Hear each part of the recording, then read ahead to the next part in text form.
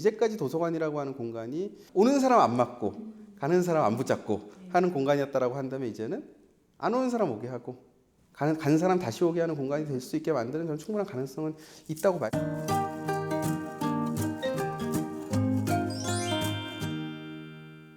사회학자 정인관 선생님과 함께 한국 사회에서 대학 도서관의 역할과 현재 당면한 과제, 그 해법에 대해서 생각해보는 시간 갖도록 하겠습니다. 안녕하세요. 네, 안녕하세요. 예, 반갑습니다. 예.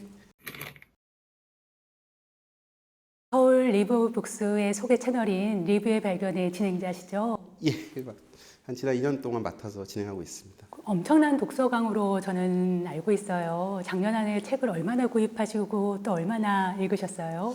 항상 이 두 질문이 굉장히 좀 저에게는 묘한 약간 그 양가성을 주는 질문 같은데, 뭐 구입은 뭐 한 300여 권 이상 한 것 같고, 1년에. 그렇죠. 읽은 거는 작년에 제가 세봤는데 한 158권 정도 읽었습니다. 158권이요? 예. 오, 작년 한 해만 그러셨어요? 아니면 매해 어느 정도 그 정도의 규모를 유지하셨어요? 보통 매해 그 정도를 읽고는 있는 편입니다. 사실 사회학 쪽은 데이터를 다루는 쪽으로 많이 이제 바뀌고 있어서 종이 책자를 읽는 사회학자라는 것만으로도 굉장히 유니크하세요. 종이 책자를 특별히 좋아하시는 이유가 있으세요? 그러니까 아마 책 좋아하시는 분들이 많이 그럴 거예요. 책이 지니고 있는 고유한 촉감, 물질성이 참 좋더라고요. 그래서 이렇게 보다 보면은 예를 들어 절반쯤 박을 뿌듯하지 않습니까? 앞에 뭔가 절반이 가고, 그럼 책 이렇게 한번 접어도 보고, 이렇게 또 메모도 하고. 어떻게 보면 책이라고 하는 게 단순히 내가 저자가 주는 어떤 지식이라던가 저자의 어떤 그런 입담이라던가 이런 것들을 일방적으로 수용하는 것이 아니고 일종의 대화 같아요. 정인관 선생님만의 독서 비결, 나만의 책 읽는 방법 있다면은 알려주시겠어요? 책을 한 2권에서 3권 정도를 같이 읽습니다. 그거 좀 보다가 조금 지릴 때쯤이면 다른 걸로 넘어갔다가 또 그리워지지 않습니까? 우리가 왜 사람도 한 사람만 자꾸만 계속 만나면은 좀 지겨워질 수 있잖아요. 그러니까 이제 조금 떨어졌다가 또 갔다가 어떻게 보면 약간 밀당식으로 독서를 하는 게 제 나름대로 좀 특이한 점이라고 할 수 있을 것 같습니다. 현재 한국인의 독서 지수는 계속해서 추락해가고 있고 또 대학 도서관의 대출 지수도 계속해서 추락해가고 있습니다. 그래서 정인관 선생님 한번 살펴보셨나요?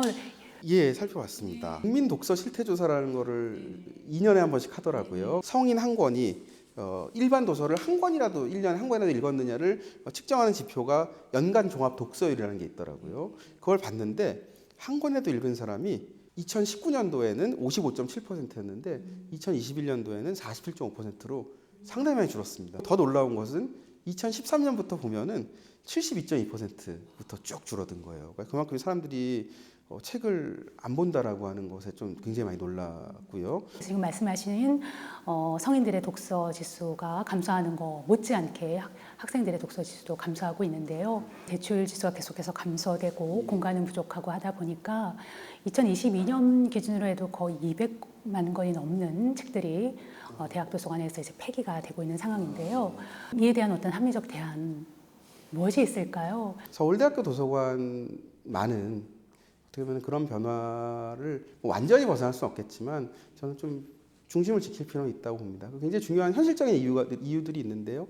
그 중에 하나는 상호대차 같은 거. 제가 지금 재직하고 있는 학교 도서관이 작지는 않습니다만은 가끔 이렇게 보다 보면 좀 없는 책들이 있어요. 요청을 하면 사실은 뭐 서울대 도서관을 통해서 책을 얻어 볼 수도 그런 경우도 많이 있고요. 상호대차는 2,000건이 넘고요. 원문 복사, 그러니까 뭐 저널에 실려 있는 논문을 복사해주는 것수도 한 5,000건이 넘습니다. 그래서 서울대 중앙도서관은 저희 서울대 학생만의 지식을 서비스해주는 공간이 아니라 교육부 산하의 여러 대학 도서관에 이제 같이 이제 정보를 공유하는 상황입니다. 그러면 이제까지 도서관이라고 하는 공간이 오는 사람 안 맞고 가는 사람 안 붙잡고 하는 공간이었다라고 한다면 이제는 안 오는 사람 오게 하고 간 사람 다시 오게 하는 공간이 될 수 있게 만드는 저는 충분한 가능성은 있다고 봐요. 책을 보고 싶어도 어디에서부터 시작을 해야 될지를 가늠이 좀 어려운 부분이 있어요. 사람들이 이제 그 책을 좀 체계적으로 읽고 뭔가 좀 해줄 수 있는 그런 뭐랄까요? 뭐 일종의 뭐 거창하지만 또 뭐 등대라고 할까요? 혹은 뭐 가이드라고 할까요? 이런 기능들이 좀 필요한 것 같습니다. 이와 관련해서 이제 저희 중앙도서관에서 지금 말씀하신 것과 관련된 주요한 일들을 펼쳐나가고 있습니다. 그래서 그 사업을 담당하고 있는 담당자와 함께 잠깐 소개하는 시간을 갖도록 하겠습니다. 그럼 그 다음에 뭐 읽어야 될지 아무도 가르쳐주지 않아요. 이제 더 이상 동화책을 읽지 못하겠는데 그럼 무슨 책을 읽어야 되지? 서울대학교 학생이 됐으니까 이제는 그런 걱정은 하실 필요가 없습니다.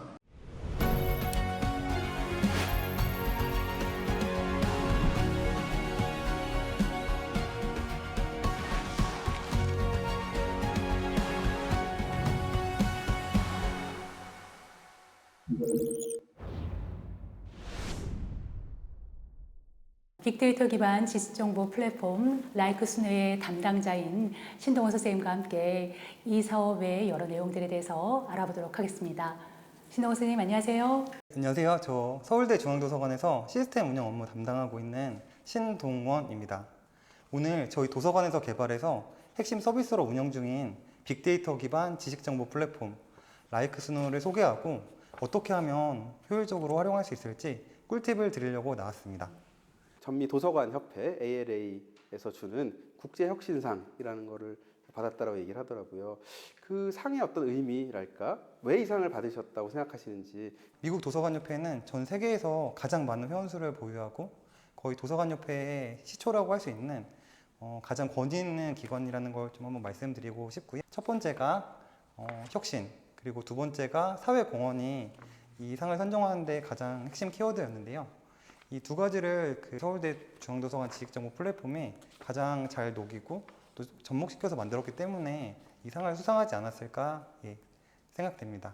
빅데이터라고 하면은 기본적으로 많은 사람들의 많은 어떤 대출 이력 같은 게 있어야 될 텐데 그 규모가 어느 정도 되나요? 서울대 구성원 5만 명, 그리고 지난 10년간 데이터, 그리고 그 5만 명이 10년 동안 빌린 250만 건의 데이터를 가지고 추천 모델을 개발했습니다. 지금 보시면은 이게 도서에 관한 메인 페이지인데 접속하면은 이 개인에 최적화된 책들을 이렇게 롤링 형태로 보여주고 있습니다. 뿐만 아니라 서울대의 어떤 독서가 어떻게 이루어지고 있는지 또 그래서 이런 다양한 시퀀스별로 저희가 이제 추천 도서나 독서 경향을 좀 그 리스트업 해드리고 있습니다. 연관도서 맵 같은 것도 존재하는 것 같아요. 궁금한 책을 중심에 놓고 시계열로 이 책을 읽기 전에 읽은 도서, 그리고 읽은 다음에 읽을 도서를 이렇게 네트워크 형태의 맵으로 시각적으로 표출해가지고 지식의 체계를 이런 지도로 좀 만들었습니다. 사회학 일단 개론을 듣고 듣는다라고 했을 때 우리가 사회학 개론을 출발점으로 구별짓기라고 하는 것을 종착점으로 했을 때 과연 어떤 경로를 통할까? 이런 게 좀 저는 개인적으로 궁금해서 한번 여쭤보고 싶습니다. 현대사회학을 출발지로 놓고 목표 도서를 구별짓기로 놓으면 이 중간에서 읽어볼 만한 책을 이렇게 학교와 계급 재생산이라는 어떤 그 이 단계에서 꼭 읽어볼 만한 책들을 잘 추천해주고 있는 것을 볼 수 있겠습니다. 시일성 있고 핫한 키워드들을 실시간으로 반영해가지고 어떤 지식의 체계를 진짜 호기심이 왕성한 서울대 구성원들한테 한번 줘보자 해서 개발한 게 이 지식 유니버스라고 할 수 있겠습니다. 저는 제 주제이기도 한데요. 한번 불평등, 이니퀄리티라고 하는 걸 한번 쳐볼 수 있을까요? 구조적 불평등, 타일 인덱스라고 하는 건 이제 우리가 지니 계수가 더 잘 알려져 있긴 하지만 불평등을 측정한 지표이고요. 부의 분배, 뭐 경제적 이동, 뭐 이런 어떤 것들 나옵니다. 이 특정 키워드를 클릭하면은 지금 이 연구 주제가 얼마나 빠르게 증가하고 있는지, 그리고 검색해서 볼 수 있는 콘텐츠가 얼마나 되는지, 도서, 논문, 뭐 강의 이 순서대로 클릭을 하면 리스트업이 돼가지고 관련된 자료도 좀 더 자세히 확인해 볼 수 있습니다. 좀 흥미롭게 봤던 기능이 그 나만의 서재라고 하는 기능이 있더라고요. 그래서 이제 그거는 뭐 저희가 주제나 제목을 정하고 그 항목 안에다가 어떤 뭐 책이라던가 혹은 뭐 DVD 같은 것도 가능하고요. 저도 몇 개 한번 담아봤습니다. 잠안 오는 밤 다시 펼쳐보는 한국 문학. 제가 좋아하는 책들 중에 사실 요즘에도 이렇게 항상 머리맡에 두고 밤에 잠 안 오면 괜히 침대에 누워가지고 한 번씩 펼쳐보는 그런 책들을 몇 개 적어봤고요. 이런 식으로 이제 기능들을 제가 이제 서재를 만들어 올리면은 누군가 볼 수 있겠죠. 여기 나오네요. 팔로우라고 하는 기능, 호응 같은 것들 마음에 들면은 이 사람에 대해서 네, 이 사람 괜찮은 거 같네, 이거 괜찮은 거 같네. 이 리스트는 계속 앞으로 업데이트 될 수 있기 때문에 그런 기능들이 좀 제공되는 것 같아서 저도 앞으로 좀 자주 이용하도록 하겠습니다. 지식의 불평등을 해소하는데도 이 라이크스누가 일조를 할 수 있을 거라고 생각이 드는데 어떠세요? 오늘날 온라인, 유튜브 이런 것들을 통해서 물론 그런 것들을 얻을 수 있는 부분이 있겠지만 그러한 어떤 곳에서 제공하는 지식이라고 하는 것이 얼마나 체계성을 지니고 있는지에 대해서는 약간 저는 의문이 들긴 합니다. 그러한 상황 속에서 서울대학교 도서관에서 하는 이런 그 라이크스누라고 하는 그것이 이제 일반인들에게 좀 더 문을 열고 일반인들이 이 웹사이트에 접속해서 자기 이제 일종의 계정을 만들고 자기 뭔가 기록을 남기고 다른 사람이 만들어 놓은 이런 리스트들을 보고 이런 과정을 통해서 나름의 자신에게 맞는 그런 어떤 지식 습득, 독서의 어떤 그런 경로나 경험이라고 하는 것을 체험할 수 있게 해주는 것은 저는 공공으로서 굉장히 중요한 기능이고 사회적인 어떤 그런 정의라는 측면에서도 상당히 의미가 있다라고 생각을 합니다. 보통은 외부에서 서울대생이 뭐 읽을까 늘 관심 많거든요. 그래서 중앙도서관에 대출 1위, 올해 대출 1위는 무엇 이렇게 기사도 많이 나오고 그러는데 이 정보는 그러면은 서울대 밖으로도 오픈이 되는 건가요? 일반인 이용자들은 어떻게 이용할 수 있나요? 일반인 분들도 계정을 생성할 수 있도록 저희가 시스템을 만들었고요.